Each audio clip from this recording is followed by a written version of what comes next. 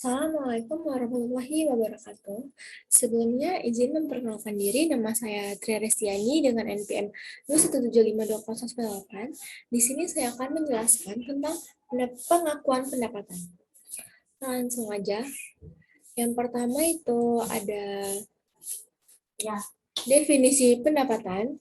Pendapatan diartikan sebagai arus kas masuk bruto dari manfaat ekonomi yang timbul dari aktivitas normal pada entitas selama satu periode. Jika arus kas masuk tersebut mengakibatkan kenaikan ekuitas yang tidak berasal dari kontribusi pemilik, maka pendapatan diukur dengan nilai wajar, yang imbalannya diterima atau dapat diterima dikurangi diskon atau rabat. Jika pendapatan ditangguhkan, maka nilai wajar ditentukan dengan mendiskontokan arus kas yang akan diterima dengan tingkat bunga implisit. Perbedaan antara nilai wajar dengan nilai nominal dari barang atau jasa yang diberikan merupakan pendapatan bunga.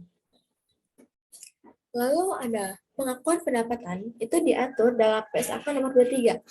Pendapatan yang ruang lingkupnya mencakup yang pertama pendapatan dari penjualan barang, yang kedua pendapatan dari penjualan jasa, dan yang ketiga pendapatan dari penggunaan aset oleh pihak ketiga yang menghasilkan bunga, royalti, dan dividen.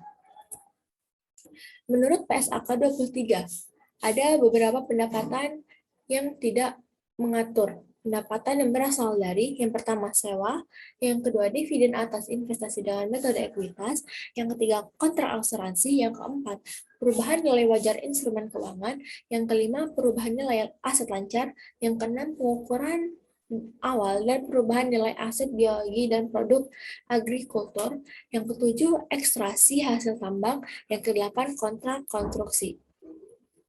Selanjutnya ada pendapatan dari kontrak jangka panjang. Pengakuan pendapatan harus dilakukan secara bertahap selama masa pelaksanaan kontrak jangka panjang. Jika kriteria pengakuan terpenuhi, bisa dilihat dari kriteria pengakuan jasa. Pada metode ini dikenal sebagai metode presentasi penyelesaian atau percentage of completion method. Metode presentasi penyelesaian. Metode ini digunakan. Maka, yang pertama, pendapatan kontrak diakui sebagai pendapatan dalam laba rugi pada periode akuntansi di mana pekerjaan dilakukan. Yang kedua, biaya kontrak biasanya diakui sebagai beban dalam laba rugi pada periode akuntansi di mana pekerjaan yang berhubungan dilakukan. Yang ketiga, proporsi biaya kontrak yang terjadi untuk pekerjaan yang dilaksanakan sampai tanggal perhitungan dibandingkan dengan estimasi total biaya kontrak. Yang keempat, survei atas pekerjaan yang telah dilaksanakan. Yang kelima, penyelesaian suatu bagian secara fisik dari pekerjaan kontrak. Lalu ada kasus-kasus pendapatan yang spesifik, itu ada 4. Yang pertama ada bill and hold sales, yang kedua layaway sales, yang ketiga sales with back agreement, yang keempat sales with a right of return. Yang pertama ada bill and hold sales. Bill and hold sales ini adalah penundaan pengiriman atas perintah pembeli. Semua persyaratan penjualan telah terpenuhi. Penjual dapat mengakui penjualan ini sebagai pendapatan jika yang pertama kemungkinan besar pengiriman akan dilakukan, yang kedua barang yang berada di tangan penjual dapat diidentifikasikan dan siap untuk dikirim ke pembeli pada saat penjualan diakui. Yang ketiga, pembeli secara khusus mengakui adanya instruksi penangguhan pengiriman. Yang keempat, syarat-syarat pembayaran lazim tetap dilakukan. Lalu ada layaway sales. Jadi layaway sales ini adalah barang yang dikirim hanya ketika pembeli melakukan pembayaran terakhir dalam serangkaian cicilan.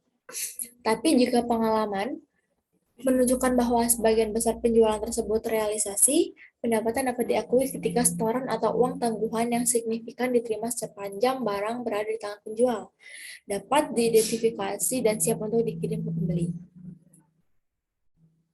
Lalu ada sales with buy back agreement.